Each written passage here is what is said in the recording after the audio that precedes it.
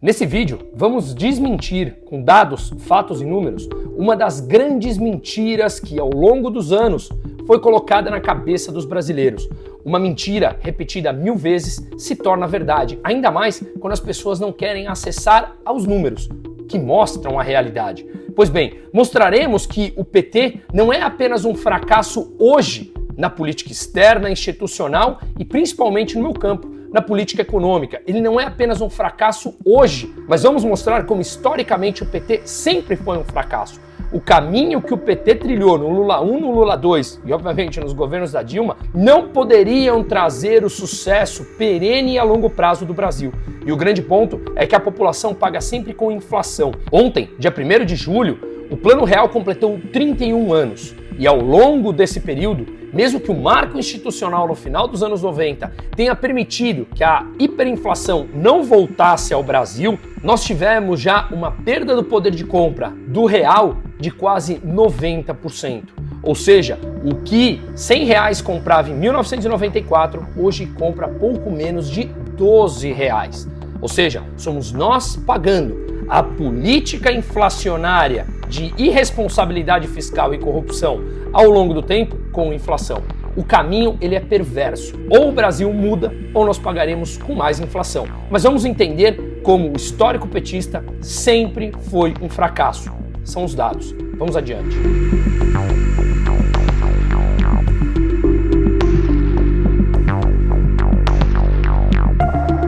Mas antes de tudo, eu sou Bruno Musa, economista, sócio da Aquavera Investimentos, atuo há 19 anos no mercado financeiro e quem precisar ou quiser debater a respeito de investimentos, me coloco à disposição. O link está no descritivo do vídeo, brunomusa.com.br/investimento e a gente adapta o seu perfil, o seu modelo à sua carteira de investimentos, para que nós possamos minimamente nos proteger a respeito dessas oscilações de mercado. E por favor, compartilhe o vídeo, se inscreva no canal caso ainda não esteja inscrito, dê o joinha que isso ajuda o YouTube a compartilhar para que mais pessoas recebam essa mensagem e obviamente ajuda nesse trabalho diário aqui. Muito obrigado. Bom, vamos adiante. Vou separar aqui então em 5 pontos principais pelos quais, em números, conseguimos mostrar que o PT, ao longo dessas últimas 2 décadas, sempre foi um fracasso em números. Vale lembrar que no começo dos anos 2000, a China estava comprando absolutamente tudo. Em 1994, a China tinha desvalorizado a sua moeda em praticamente 50% em poucos dias para se tornar competitiva. E no começo dos anos 2000, a China estava comprando absolutamente tudo para construir uma economia. Portos, aeroportos, rodovias, os preços das commodities lá em cima. E, portanto, o Brasil, como exportador de commodity, foi importante para atrair essa receita via suas exportações da China comprando tudo. Agora, também já tive a oportunidade há poucos dias de fazer um vídeo disponível aqui nesse canal, como a China enfrenta dificuldades na sua economia, de transformar a economia de construção, que construiu a infraestrutura de absolutamente tudo, para uma economia de consumo. A crise severa que a China está. E isso mostrou que lá no começo dos anos 2000, todo mundo comprando produtos, commodities que o Brasil exportava e os preços estavam lá em cima, claro que isso favoreceu ao país. Mas foi um momento em que o mundo cresceu.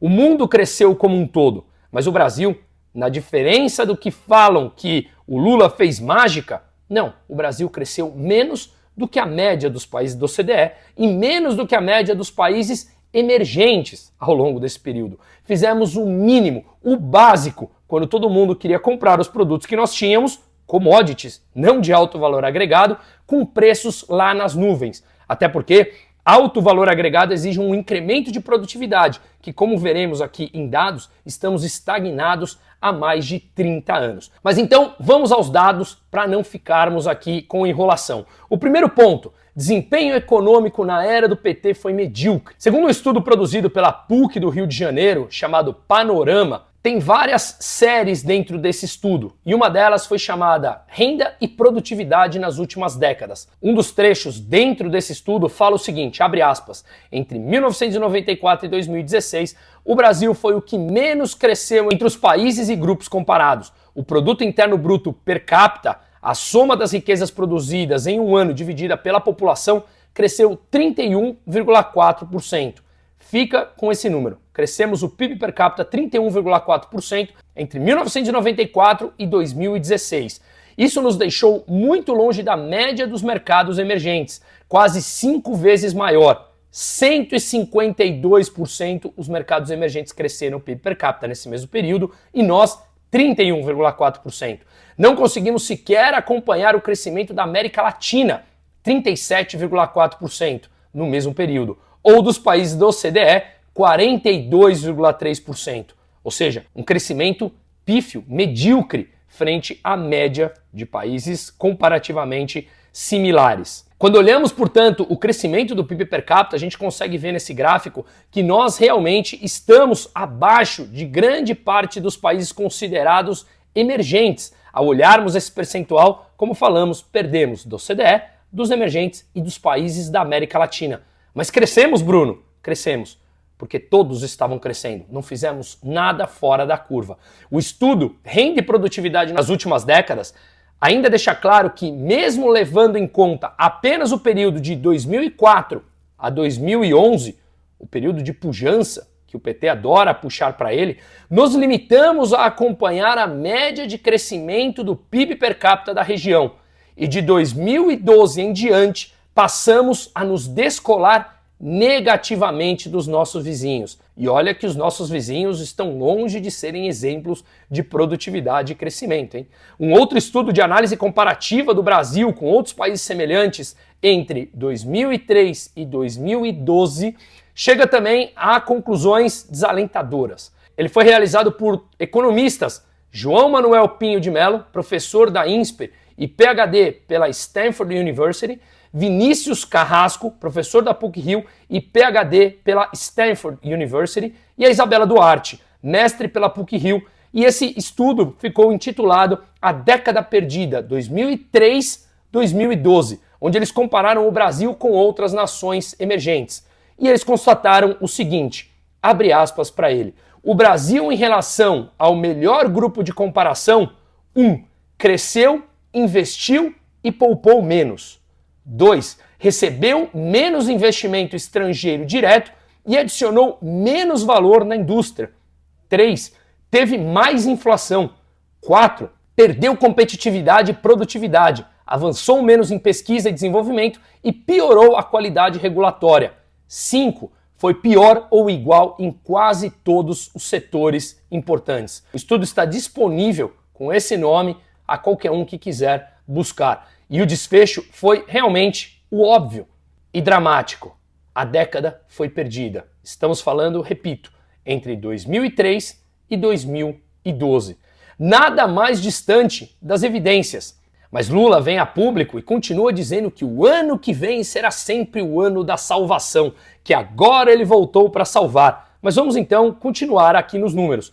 O segundo ponto a ser enaltecido é: o Brasil ficou abaixo da média dos países emergentes no combate à miséria. Vamos aos números. A primeira coisa que você deve saber sobre a redução da miséria e da fome, ela acontece no mundo todo há várias décadas. É próprio do processo de avanço do livre mercado a redução da pobreza e da miséria. Basta ver o crescimento do PIB no mundo, como ele aconteceu a partir de basicamente a segunda metade do século XX, onde as práticas de livre mercado aconteceram e a tecnologia foi sendo desenvolvida ao longo do tempo. Portanto, é próprio do processo de livre mercado a redução da pobreza e da miséria ao longo da história do mundo. Um movimento que se fortaleceu muito após, obviamente, a Revolução Industrial. Mas vamos então aos gráficos da redução da miséria nos últimos 2 séculos. Veja que esse movimento acontece de forma intensa no mundo como um todo. Com a redução da miséria, obviamente, também houve forte queda do número de pessoas submetidas à fome. Bastante óbvio, né? Percebe-se, portanto, nessa próxima imagem que a queda da fome foi um fenômeno global. A média mundial é representada pela linha roxa nesse gráfico. E é, obviamente, claro, aqui nessa imagem, que é generalizado, beneficiando todas as regiões do mundo, com única exceção do Oriente Médio, representado pela linha verde, que vimos um incremento. Portanto, essa trajetória de queda acontecia no mundo e ela já vinha acontecendo bem antes do PT. Esse gráfico aqui está desde o começo dos anos 90. A gente já vê que, de novo, é prévio ao PT. Quando olhamos, portanto, a população vivendo na extrema pobreza nesse gráfico aqui no Brasil, essa queda também se intensificou bem antes do PT. Começou ali nos anos 80, teve um incremento em 85, 86 por conta da hiperinflação, atingiu um pico ali no final dos anos 80 e depois começou a cair de forma vertiginosa. Como vimos nos gráficos ao redor do mundo, aconteceu também aqui no Brasil. A outra coisa que é importante nós sabermos é sobre a miséria e a fome. Nesse período, o Brasil reduziu o número de pessoas em percentuais menores do que os demais emergentes. Repito, foi um fenômeno global e nós diminuímos a fome em um percentual menor do que aqueles que os nossos países vizinhos fizeram. Tem até um editorial do dia 6 de maio do ano de 2018 da Gazeta do Povo falando o seguinte: entre 1994 e 2015, o Brasil reduziu de 16,5% para 4,3% a quantidade de brasileiros abaixo da linha da pobreza, seguindo de perto a tendência da América Latina. Ocorre que os demais emergentes, puxados pela China, reduziram essa mesma cifra em seus territórios de 33% em 1997 para 3,4% em 2013. Ou seja, os demais emergentes tiveram uma redução muito maior em um tempo menor. Realmente importante esse dado, que a gente consegue ver nessas linhas através desses gráficos. Terceiro ponto, durante o petismo, o Brasil foi medíocre no combate à desigualdade. Segundo um estudo feito pela Wealth and Income Database, a desigualdade não caiu no Brasil entre os anos de 2001 e 2015. Peguei inclusive uma matéria da Agência Brasil, o órgão oficial do Estado, quando o PT era governo em 2015. Desigualdade de renda no Brasil não caiu entre 2001 e 2015, revela o estudo. Conforme a análise do mesmo instituto, os dados colhidos entre 2001 e 2015, o Brasil foi o país com maior concentração de renda no topo da pirâmide. Veja que esse estudo foi elaborado por um economista chamado Thomas Piketty, que ele é bastante de esquerda. É simples ver, não é uma crítica, é apenas um posicionamento. E ele constatou isso em dados. Outro estudo elaborado pelo IPEA, Instituto de Pesquisa Econômica Aplicada de 2013, concluiu que 1/3 da desigualdade no Brasil era promovida pelas ações do próprio governo. Como eu sempre falei, o governo ele não é nosso aliado, o Estado não é nosso aliado. Ele suga grande parte da riqueza que todos nós produzimos para distribuir para eles. É uma distribuição de riqueza de todos em direção ao Estado, em direção aos burocratas que comandam o Estado. Tanto é que grande parte dos países, mais de 30, que tentaram taxar grandes fortunas, voltaram atrás. E hoje são 4 ou 5 países que mantêm esse tipo de política, uma vez que ela é completamente ineficiente. Portanto, conforme declarou o próprio IPEA no estudo de 2013, quem mais gera desigualdade é o próprio Estado. É bem verdade, obviamente, que por um coeficiente chamado Gini, um dos mais usados para averiguar a desigualdade nos países, o Brasil apresentou melhora no período dos governos do PT. Isso é verdade, como aconteceu no restante do mundo. Mas é aí que entra a necessidade de um exame mais em perspectiva, como eu sempre falo, ir além da manchete. E ele revela basicamente o seguinte: primeiro, a desigualdade caiu na América Latina como um todo, não sendo um fenômeno propriamente brasileiro. A gente consegue ver nesse gráfico que aconteceu de forma generalizada no mundo e nos países da América Latina. Especificamente no Brasil, a desigualdade já vinha caindo bem antes do PT, conforme a gente consegue ver. Esse gráfico é do começo dos anos 80, já apresentando essa queda. Além de apontar a desigualdade, o estudo também indica o ganho limitado da produtividade do país nesse mesmo período. Produtividade é o quanto você consegue produzir usando menos fatores, trabalho e capital. Você produz mais usando menos, você é mais eficiente e é um custo menor. Basicamente, o que o índice de produtividade mostra no Brasil nesse período é que o ganho por trabalhador foi de apenas 19% nos últimos 20 anos. Isso dá uma média de 0,8% ao ano, contra 12,7%, 3,5% ao ano nos emergentes. Ou seja, o Brasil, 0,8% de incremento de produtividade nos últimos 20 anos, enquanto os emergentes, 3,5% ao ano. E 48% nos Estados Unidos, 1,8% ao ano. Não cabendo, portanto, a desculpa que os avanços no país seriam limitados por já estar relativamente desenvolvido. Comparemos, portanto, aos emergentes, de 0,8 do Brasil para 3,5 na média anual dos emergentes. Inclusive, uma frase nesse estudo, dita por Marcos Lisboa, é o seguinte, abre aspas, a nossa capacidade de transformar trabalho em renda vem caindo há muito tempo. Não é problema de 1 ou 2 governos, é problema do país há décadas. Mas desde 2011, esse problema vem se agravando muito. Ameaçamos uma recuperação de produtividade a partir de 2002 e 2003, mas a partir de 2010 fizemos alguma coisa muito errada que a nossa produtividade voltou a cair em relação ao resto do mundo. A partir de 2010, foi pós a crise do subprime, as commodities já não estavam mais na alta e a gente começa a ver que o superávit que o Brasil conseguiu ter nos primeiros anos do governo Lula, porque todo mundo comprava a preços muito altos o que o Brasil exportava, foi simplesmente diluído por gastos públicos e pela corrupção que a gente descobriu ao longo dos últimos anos. Esse superávit começou a cair até que entramos em déficits estruturais com o governo Dilma, que nos levou à pior crise recente da nossa história. No fim de 2014, a taxa de produtividade brasileira, ainda segundo o estudo, havia caído até se igualar à média dos países emergentes, que sempre esteve abaixo da nossa. Em relação à América Latina, estamos cada vez mais distantes de alcançar a média de produtividade dos países da região. Então vamos ao gráfico. Nesse mesmo período, a Colômbia saiu da produtividade de 11 dólares para 17 dólares por hora, um incremento de 54%. O Brasil de 13 para 19, crescemos 46%. O Peru de 6 para 11, 86%.